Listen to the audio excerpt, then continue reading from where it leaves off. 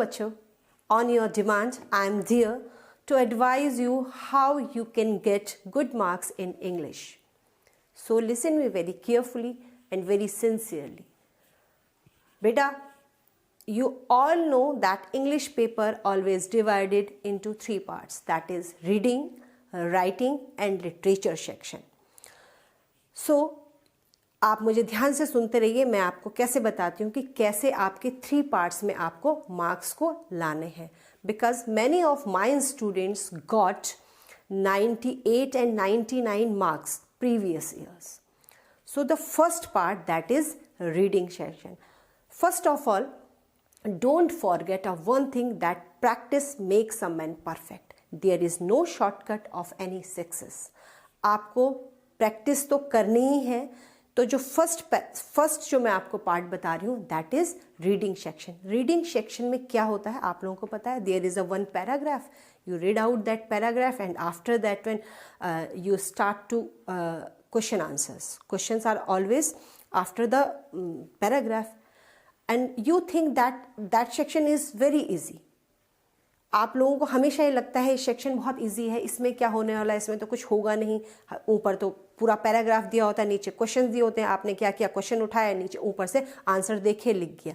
But this is not the way to solve that one, because practice, as just I told you, मैंने आपको बताया practice makes a man perfect.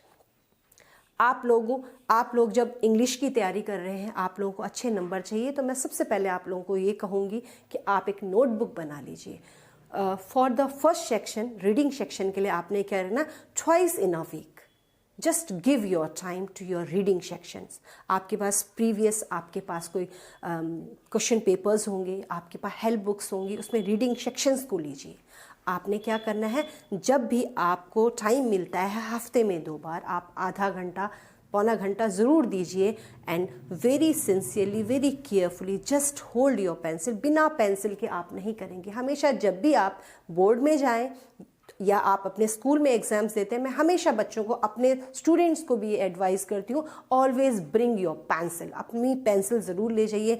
Read out that paragraph including that questions there, and after that one, once a time you just read out that paragraph, you just read your questions, and after that one just underline the important lines.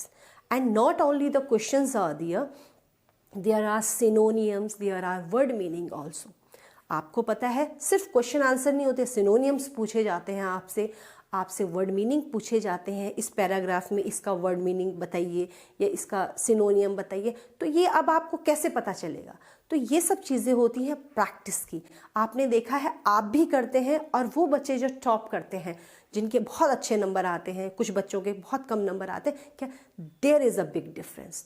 Because from the 3 section, this section is the section where you can get the full marks.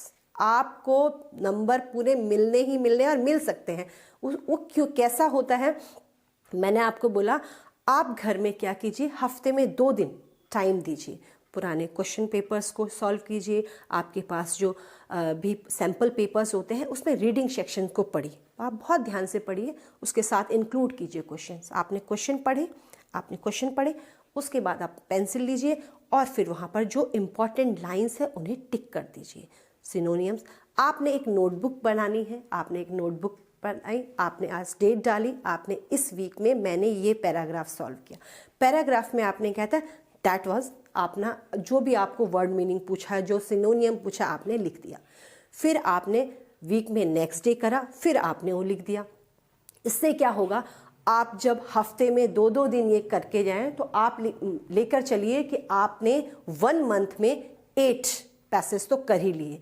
उसमें आपको बहुत सारी चीज़ें मिले. आपको ये आया कि रीडिंग सेक्शन कैसे पढ़ते हैं, कैसे आपने कुछ वर्ड मीनिंग आपने सीखे, सिनोनियम्स आपने सीखे. और सबसे बड़ी बात है दैट द टाइम लिमिटेशंस. आप ही देखेंगे फर्स्ट डे आपको बहुत टाइम लगेगा, बट बाय द टाइम, धीरे धीरे जब आप करेंगे तो हमें क्या लगेगा, धीरे धीरे टाइम कम लगता है. That's called practice, and it will help you in board examination.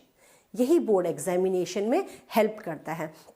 तो आपने फर्स्ट सेक्शन को, जो आपका रीडिंग सेक्शन है, आपने उसको बिल्कुल भी इजी वे में नहीं लेना है। ये नहीं करना है कि बस जाएंगे और उसमें तो कुछ होता ही नहीं। आपने बेटा अपना जो टाइम टेबल बनाना है, give the time of your reading section first. सबसे पहले रीडिंग सेक्शन को टाइम दीजिए, अपनी नोटबुक में ज़रूर उसको इंक्लूड कीजिए। हमने कितने सिनोनियम सीखे, कितने वर्ड मीनिंग सीखे, और इस तरीके से आपके पास बुकलेट बनती चली जाएगी, आपकी प्रैक्टिस बनती चली जाएगी, आपका रीडिंग जो है वो बहुत बढ़िया सेक्शन होता जाएगा। ये सबसे अच्छा तरीका होता है किसके लिए? बोर्ड एग्जाम की प्रिपरेशन के लिए। ठीक है, now come to the second section, that is writing section. This is the section, definitely this is the section that is difficult. How I am saying that this is a difficult? Because format is there, and mostly student ignore the formats. आप लोग format को नहीं ध्यान देते हैं। आप लोग, अगर आपके पास कोई नोटिस आता है तो this is my personal experience also, that you just write down your institute name, school name, just notice and write another side the date and start your content, and after that just leave and start the next question. This is writing section, always demanding your format. You should to know about your format. आपने format को कैसे use करना है, कहाँ पर क्या लिखना है, कैसे लिखना है, कितना स्पेस छोड़ना है, ये राइटिंग सेक्शन का सबसे इम्पॉर्टेंट पार्ट होता है। What?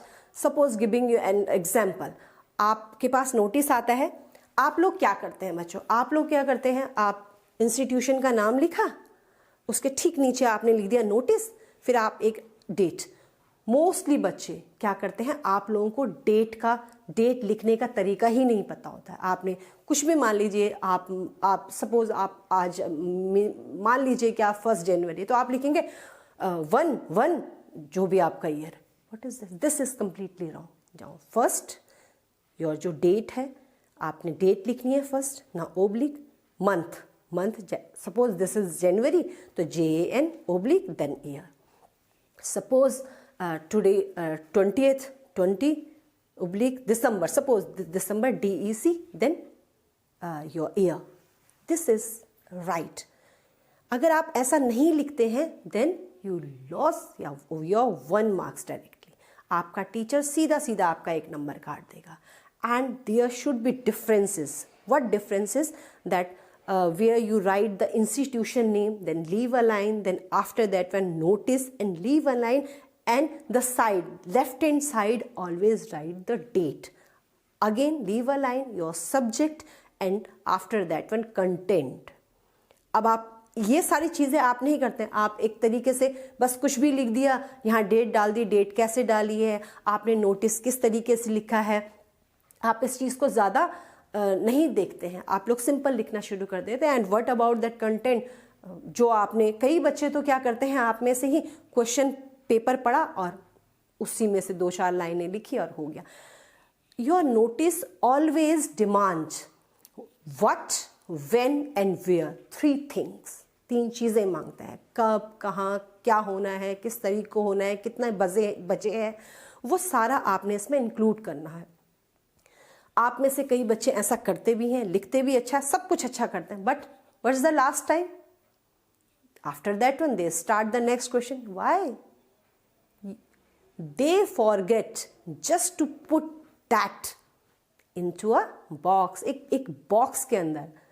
Always your notice put in a box always. ये बॉक्स में होना बहुत ज़रूरी है। अगर आप ऐसा नहीं करते हैं तो आप सीधा नंबर खो देते हैं। यही फॉर्मेट है और यहीं पर आप लोग नंबर खो देते हैं।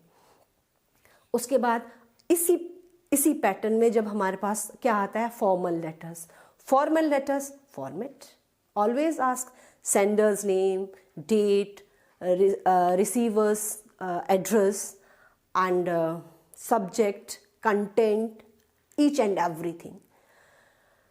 आप लोग करते ही नहीं हैं। सेंडर का एड्रेस कहाँ आएगा, डेट कहाँ आनी है, रिसीवर का एड्रेस कहाँ आना है, कहाँ सब्जेक्ट आना है, कहाँ से हमने कंटेंट शुरू करना है, हमने कितना लिखना है, फिर हमने एंड कैसे करना है, these all you must know, आपको पता होना चाहिए, क्योंकि फिर टीचर आपका नंबर सीधा सीधा फॉर्मेट में तो नंबर कटेंगे ही. Formal letters always divided in two parts. The first part, write why you are writing the letter. What is the problem? आप लेटर लिख क्यों रहे हैं? You are the sincere citizen. आप अपनी सोसाइटी के लिए बहुत अवेयर हैं, इसलिए आप इतने सिंसियर हैं कि आप अपने किसी डायरेक्टर को, किसी एडिटर को लेटर लिखते हैं, तो आपने उसमें बताना है कि आप लेटर क्यों लिख रहे हैं, क्या प्रॉब्लम्स आ रही हैं, उसको डिस्क्राइब कीजिए. एंड एग्जाम्पल, कोई एग्जाम्पल सेट कीजिए, राइट एग्जाम्पल दिया. And after that one come to the next stanza. Next stanza में आए, you are a sincere citizen, that's why you are writing that one. So suggest, if you have some suggestion, write there.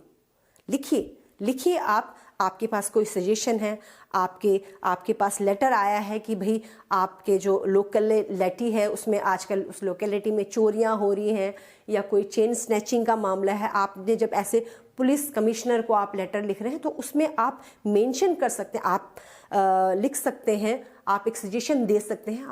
और उसके बाद request, just to request that they should be attention towards that direction. Request the authority को request कीजिए कि वो आपकी बात पे ध्यान दीजिए, सॉल्व योर प्रॉब्लम, आपका प्रॉब्लम को सॉल्व कीजिए. And then complete your letter. अपने लेटर को लिखिए, योर्स फेथफुली, योर्स सिंसियरली. और आप ये चीज़ ध्यान दीजिए कि जब भी आपका टीचर पेपर चेक करता है तो वो ये चीज़ें देखेगा. आप अपना पीछे याद कीजिए, जब आप बहुत छोटे थे तो आप बच्चे क्या करते हैं, जब एप्लीकेशन लिखते हैं, suppose an application to your principal for leave, बच्चे क्या करते हैं, ओबीडेंटली की स्पेलिंग ऑलमोस्ट बच्चे गलत लिखते हैं, बहुत बच्चे गलत लिखते हैं. और यही जो टीचर होता है ना, उसको पता है कि मुझे कहाँ पे पढ़ना है, क्योंकि जब बोर्ड में कॉपीज चेक होती है बेटा, बहुत सारा काम होता है टीचर्स के पास, वो भी स्ट्रेस में काम करते हैं, उनको बहुत सारी कॉपीज चेक करनी है, तरीके से टाइमली चेक करनी है, तो उन्हें बहुत बड़ी सिंसियरिटी से काम भी करना होता है, सब कुछ ठीक से करना है. तो उन्हें पता है कि बच्चा कहाँ मिस्टेक करता है. मुझे पता है कि बच्चा नीचे, ज़्यादातर बच्चे क्या करते हैं, सिंसियरली की स्पेलिंग गलत लिखेंगे, ये योर्स होगा तो एपोस्ट्रोफ एस लगा देंगे. That is completely wrong. आप सीधा एक नंबर खोते हैं अगर आप YOUR एपोस्ट्रोफ एस लिखते हैं, एक नंबर सीधा आपका गया. सो बी अटेंशन, आपने उसमें अटेंशन देना है अपना, ऐसा आपने बिल्कुल नहीं करना है. सिंसियरली की स्पेलिंग, योर फेथफुली की spelling. And after that one, don't use your own name. Mostly students do this one. आपने ऐसा नहीं करना है. अगर आपके पास क्वेश्चन पेपर में कोई भी नाम दिया हुआ है तो use that one. If there is no name, so write there ABC और XYZ. This is the complete formula. And your format must be clear. Next part, that report writing, your debate also there. So report, almost जो students होते हैं, आप लोग क्या करते हैं, report लिखते हैं. That what is the meaning of that report? It means you are reporting that one, what happened, what incident, one celebration, ब्ला ब्ला, जो भी है, जो भी आपके पास आया हुआ है उस पर आपने लिखना है. That is always written is past tense. उस सबको बेटा पास्ट टेंस में लिखना होता है. सपोज आपने रिपोर्ट राइटिंग करनी है कि आपके स्कूल को 50 साल पूरे हुए, 25 साल पूरे हुए, आपके स्कूल में एक सेलिब्रेशन हुआ, तो क्या हुआ, वो सेलिब्रेशन हो चुका है ना, वो हो चुका है, आप तो आज रिपोर्टिंग कर रहे हैं उसकी. तो उस दिन क्या हुआ था, वो कौन सा दिन था, वो कौन सी डेट थी, कौन सी जगह थी, उसको मेंशन कीजिए. और फिर उस दिन क्या क्या हुआ, क्या क्या सेलिब्रेशन हुआ, कौन आपके VIPs थे, स्कूल में क्या फंक्शन हुआ, कैसे कंडक्ट हुआ program. So write that one always in past tense. Past tense में लिखिए. And before starting your report writing section, title must be there. सबसे पहले आप टाइटल लिखिए, टाइटल होना चाहिए. टाइटल के नीचे आपने लिखा रिपोर्टेड बाय, जो आपको नाम दिया हुआ है. मैं आपको बार बार ये बात बोल रही हूँ, फिर से आपको बोल रही हूँ, don't use your own name. आपने अपना नाम इस्तेमाल नहीं करना है। जो आपको क्वेश्चन पेपर में दिया हुआ है, आपने क्वेश्चन पेपर वाले नेम को यूज़ करना नहीं दिया हुआ है, कोई बात नहीं, आप XYZ लिख दीजिए। आपने अपना नाम यूज़ करने की बिल्कुल ज़रूरत नहीं है। And after completing that one, always आप हमेशा मैं बच्चों को बोलती हूँ, आप लाइन खींच कंप्लीट कर दीजिए, नीचे से, ऊपर से, साइड से, उसे एक बॉक्स बना लीजिए, एक बॉक्स में आने। एंड ऑलवेज रिमेंबर मार्क्स को ज़रूर देखिए, कितने मार्क्स का पूछा है, कितने वर्ड लिमिट्स में पूछा है। वर्ड लिमिट आपने क्रॉस नहीं करनी है। आपका कंटेंट बहुत अच्छा है, आपकी वोकेबलरी बहुत अच्छी है, लेकिन आपने क्या कर दिया, 2-2.5 पेज का लिख दिया, it means you just have wasted your time. Writing section में मैं सब बच्चों को आपको कहूँगी, फॉर्मेट पे बेटा आपने ज़रूर ध्यान देना है, फॉर्मेट ज़रूर होना चाहिए। And as I told you कि आपने एक कॉपी बनानी है। रीडिंग सेक्शन आपने कैसे करना है, ऐसे ही आपने राइटिंग सेक्शन को भी घर में बीच बीच में करते रहना है। जब आप अपने टाइम टेबल बनाते हैं, जब आपको मौका मिलता है, तो आप ऐसे ही लेटर्स भी लिखिए, कभी किसी अथॉरिटी को, कभी किसी। इससे क्या होगा, आप क्या रहेंगे, आपको पता है कि इसमें क्या प्रॉब्लम्स आती है, किस तरीके का हम लिखते हैं, क्या हम सॉल्यूशन दे सकते हैं। तो आपके पास बोर्ड में क्या होगा, आपका टाइम बचेगा। क्योंकि बच्चों की सबसे ज़्यादा कंप्लेंट इंग्लिश के पेपर में हमेशा होती है, मैम आता था लेकिन छूट गया, मैम आता था लेकिन ऐसा हो गया, हमें तो टाइम ही नहीं बचा, पेपर बहुत लेंदी था। पेपर लेंदी ही होगा बेटा, अब भी लेंदी ही होगा, लेकिन आप लोगों को इन सब चीज़ों को ध्यान में रखना है, ठीक है। तो आपका रीडिंग पोर्शन हुआ, राइटिंग पोर्शन हुआ। Now come to the third section, that is literature section, poetry and prose. मैं आप लोगों को सिंपल एक बात बताती हूँ बच्चों, लिटरेचर सेक्शन में आपको मार्क्स लाने का सबसे आसान तरीका क्या है, सबसे आसान तरीका है आपके चैप्टर्स। जो आपके जो चैप्टर्स हैं, read out that one very very clearly. You must know what is in the chapter, the main characters, the side characters. Side characters क्या थे, स्टोरी में क्या हुआ, ये आपको ज़रूर पता होना चाहिए। And read your story section 2 times. Important lines ticked out by you, underline by you, underline कीजिए जो इम्पॉर्टेंट लाइन्स हैं। जो आपने नोटबुक बनाई है उसमें लिखिए, कोई भी आपका जो भी चैप्टर है, जैसे आपका फर्स्ट चैप्टर है द थर्ड लेवल आपने पढ़ा, 2 बार उसको पढ़िए, देखिए उसमें इंपॉर्टेंट चीज़ है, उसमें मेन कैरेक्टर कौन है, साइड कैरेक्टर्स कौन है, उसमें क्या हुआ था, जो इंपॉर्टेंट लाइनें हैं एज अ समरी टाइप, आप उसको समरी के रूप में लिख सकते हैं। जो लिटरेचर सेक्शन है उसमें क्या करना है, लिटरेचर सेक्शन में आपको स्टोरी ज़रूर पता होनी चाहिए। उसमें कुछ वर्ड्स आए हैं, उसको आप अपनी नोटबुक में पहले नोटिस ज़रूर कर लीजिए। और जो क्वेश्चन और जो हमारा नेक्स्ट पार्ट है that is poetry section. Poetry section में तो एक बार के लिए चैप्टर, अगर ये कहा जाए कि चैप्टर आपको मैंने सुना दिया, suppose you don't have book this time, आपके पास बुक नहीं है, मैंने स्टोरी सुना दी, आपने अपने किसी दोस्त से कहानी सुन ली, चल जाएगा एक बार के लिए अगर आप ठीक ठाक लिखते हैं तो। लेकिन पोइट्री में you must have your books, you must know the meaning of that line, क्योंकि पोइट्री सेक्शन तो आप बिना बुक के नहीं कर सकते। तो पोइट्री सेक्शन के लिए आप हमेशा पोइट्स को देखिए, पोइट ने लिखी है, किस पे है, एक एक लाइन आपने खुद करना है, ये तो आपको खुद ही करना पड़ेगा, खुद कीजिए और उसे समझिए, क्वेश्चन आंसर्स देखिए, उसमें आपके पास पोइटिक डिवाइस पूछा जाता है, पोइटिक डिवाइस देखिए और उसे, जैसे मैंने आपको बोला, जो आपकी नोटबुक है उसमें आप करते रहिए। अब प्रॉब्लम कहाँ आती है, आपने प्रोज पढ़ लिया, आपने पोइट्री पढ़ ली, लेकिन नंबर क्यों नहीं आए? नंबर इसलिए नहीं आते हैं क्योंकि जो आप अटैम्प्ट करते हैं क्वेश्चन आंसर, उसमें प्रॉब्लम आती है। कैसे? Be attention towards the marks side, आपके जो नंबर हैं उसके अकॉर्डिंग टू ये। Always write your answer what the question is demanding. आपका क्वेश्चन डिमांड क्या कर रहा है आपसे? आपके पास 2 नंबर का क्वेश्चन है, आप 2 नंबर के हिसाब से लिखिए। 2 नंबर का होता है, आप इतने बड़े बड़े आंसर लिख देते हैं, पूरे 1 पेज का आंसर लिख देते हैं। You think that teacher will be very impressed by you. कभी टीचर इम्प्रेस नहीं होता। Simply your teacher get irritated and you waste your time both. आपने ऐसा बिल्कुल नहीं करना है। 2 नंबर का है, 2 नंबर के हिसाब से पूछिए कितना पूछा गया, जो चीज़ पूछी हुई है तो आप सिर्फ उस चीज़ का आंसर दीजिए। अगर वही क्वेश्चन आपसे 5 मार्क्स में पूछा है या 6 मार्क्स में पूछा गया है तो उसी को आपने क्या करना है, बड़ा करके लिखना है।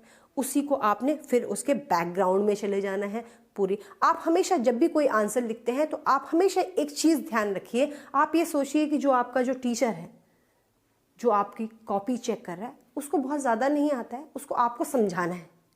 आपको समझाना है, उस टीचर को समझना है कि क्या है। ठीक है, आपका एक पोइट्री सेक्शन है my mother at 66 written by Kamala Das. Kamala Das का लिखा आप लोगों ने पोइट्री सेक्शन पढ़ा, बहुत छोटी सी पोइट्री है, बहुत अच्छी है, बहुत इमोशनल पोइट्री आप लोगों ने पढ़ी होगी। उसमें क्वेश्चंस आते हैं, जब 1 नंबर का क्वेश्चन आता है कई बार, तो उसमें लिखा होता है कि what was the parting words of poets, poets के पार्टिंग वर्ड्स क्या थे। तो बच्चे क्या लिखते हैं, मैं सिंपल बताती हूँ, मैं जो चेक करती हूँ कई बार बच्चे आंसर लिखते हैं सी यू सून अम्मा, जस्ट सी यू सून अम्मा। Is this answer? हाँ, सी यू सून अम्मा उसके पार्टिंग वर्ड्स थे, लास्ट वर्ड थे अपनी मम्मी के साथ।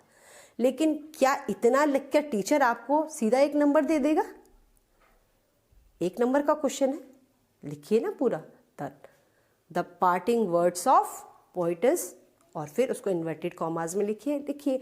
अगर उसमें पूछा जाएगा सिग्निफिकेंस क्या है इसका, तो बच्चे इसमें भी यही लिख देंगे ये, and because she was not happy, या कुछ भी लिख दिया, शी वॉज गोइंग समवेयर। तो कुछ नहीं, इसको आपने क्या करना है, इसको पूरा लिखिए, the parting words of poets, see you soon अम्मा, she was not feeling good because she thought that her mother was not going to live long, and that's why ये सारी चीज़ें थी।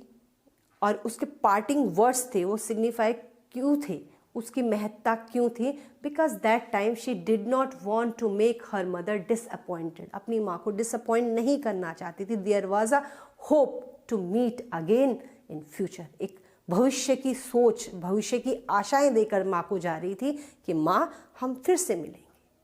तो सिर्फ सी यू सून अम्मा करके नहीं चलेगा, लाइन पूरा लिखिए, क्या कहा, अगर 1 नंबर का है, और अगर सिग्निफिकेंस मांग दिया तो उसमें ऐड कर दीजिए, there was a further hope of the there was hope for the further future that they will meet again. हाँ, वो एक बार फिर से मिलेंगे, एक उम्मीद की, एक आशा की किरण वो जगा के गई थी। तो ये सब जो चीज़ें हैं, ये छोटी चीज़ें हैं लेकिन बहुत इंपॉर्टेंट चीज़ें होती हैं। आप 5 मार्क्स का क्वेश्चन करते हैं, 10th में लिखिए, लेकिन अगर वही चीज़ आपको कम में बोला गया तो उसको वैसे लिखिए। Vocabulary is the must one. Vocabulary तो होनी ही चाहिए, आपका कंटेंट क्लियर होना चाहिए, और ये सब चीज़ें कैसे होगी, दैट प्रैक्टिस। हर चैप्टर को पढ़िए, उसकी समरी आप एक नोटबुक में ज़रूर लिखा कीजिए, ज़रूर। उसके कोई नए वर्ड्स हैं, उन नए वर्ड्स को आप उस पेपर में लिख दीजिए। फिर आप नेक्स्ट चैप्टर शुरू किया, फिर आप ऐसे ही कीजिए। और जो पोइट्री सेक्शंस हैं, पोइट्री सेक्शन में भी आपने पोइट्री को इसी तरीके से पहले पूरी पोइट्री पढ़ी, उसका आपने एक समरी लिख दिया, और पोइटिस के नाम आपको ज़रूर पता होने चाहिए, किस पोइट्री में किस पोइटिक डिवाइस को हमने यूज़ किया, ये सब बेटा आप लोगों को ज़रूर क्लियर होने चाहिए। ये हमारे 3 पार्ट्स थे, रीडिंग, राइटिंग एंड लिटरेचर, ये तीनों पार्ट्स हैं। अब इसमें मैंने बताया कि कैसे आप लोगों ने तैयारी करनी है। आपने when you complete your 1 answer, just leave 1 and 2 lines दिया, 1 और 2 लाइनें छोड़िए, फिर नेक्स्ट क्वेश्चन शुरू कीजिए। And always mention the answer number. हमेशा आंसर्स को, जो suppose you are doing your 5th answer from literature section, first आपने लिटरेचर का सेक्शन शुरू किया, आपको लगता है मैं 5th क्वेश्चन बहुत अच्छा कर सकता हूँ, मुझे ये करना चाहिए, सो मेंशन दियर आंसर नंबर 5, ऊपर आपने लिख दिया सेक्शन।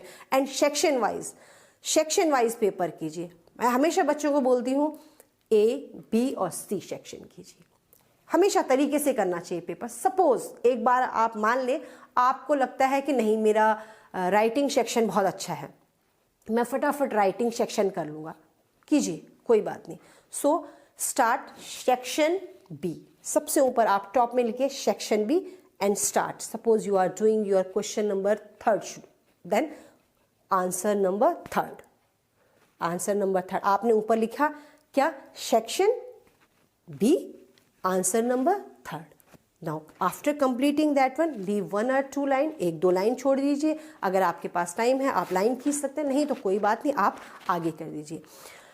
और ऐसे करिए, आपने ऐसा बिल्कुल नहीं करना है। बच्चे क्या करते हैं, एक क्वेश्चन ए सेक्शन के कर देंगे, फिर डी सेक्शन में चले जाएंगे, फिर बी सेक्शन में। बिल्कुल आपने ये नहीं करना है। नीट एंड क्लीन वर्क, साफ सुथरा काम, सेक्शन वाइज वर्क। और एक और चीज, suppose there is a confusion in answer, so leave some space दिया, आप स्पेस छोड़ दीजिए। आप कर रहे हैं, आप ए सेक्शन कर रहे हैं, आपको थोड़ा सा कंफ्यूजन हो गया, लेकिन क्या करें, तो आपने कभी ऐसा नहीं करना है कि चलो ये रहने देता हूँ और जब पूरा पेपर हो गया फिर आप लास्ट में लिख देंगे फलाने का ए सेक्शन ए पार्ट का ये आंसर। नहीं, आप ऐसे नहीं कीजिए, जस्ट आप थोड़ा सा स्पेस छोड़ दीजिए, लीव ब्लैंक एरिया दिया, आप उसको थोड़ा सा स्पेस छोड़ दिए। आइडिया तो हमको होता ही है कि कितना आ जाएगा, और फिर इसको बाद में कर लीजिए। पर don't waste your time just to think क्या लिखूं, कैसे लिखूं, ये लिख दूं, ये लिखूं, ना लिखूं, ये वाली चीज़ें आपने नहीं करनी है, क्योंकि पेपर लेंदी आता है और अब भी आएगा। तो आपने अपने टाइम को कैसे यूटिलाइज करना है, just divided that one into parts, तीनों पार्ट्स में अपने टाइम को डिवाइड करना है। लेकिन आपने डिवाइड कैसे करना है, finally you should have 15 minutes, fine 15 to 20 minutes. आपके पास 15 से 20 मिनट इसलिए होने चाहिए ताकि आप एक बार शुरू से अपने पेपर को देख सकें, मैंने बैक में क्या किया था, कहीं मेरा कुछ छूट तो नहीं गया है। और spelling mistake, always use refined language दिया, रिफाइंड लैंग्वेज को यूज कीजिए। बहुत टफ वर्ड्स अगर आपको आता है तो बहुत अच्छी बात है, लेकिन वहाँ पर आप ऐसे नहीं है कि तुक्के में कोई चीज़ लिख रहे हैं, क्योंकि टीचर जब आपको मार्क करेगा ना, आपने स्पेलिंग गलत लिखी है ये, तो उस पर सबसे ख़राब इंप्रेशन पड़ता है उस टाइम। तो आपने ऐसी चीज़ें नहीं करना है, अपने सिंपल वर्ड्स में लिखिए। आते हैं तो बहुत अच्छी बात है, लेकिन वहाँ पर कोई भी नई चीज़ ट्राई करने की कोशिश नहीं करेंगे आप लोग, और अपने पेपर को इस तरीके से करेंगे। फिर आप एक बार रिवाइज कीजिए और उसके बाद आप देखेंगे definitely you will get the good marks. There is no tough to get 95 marks, more than 95 marks in English.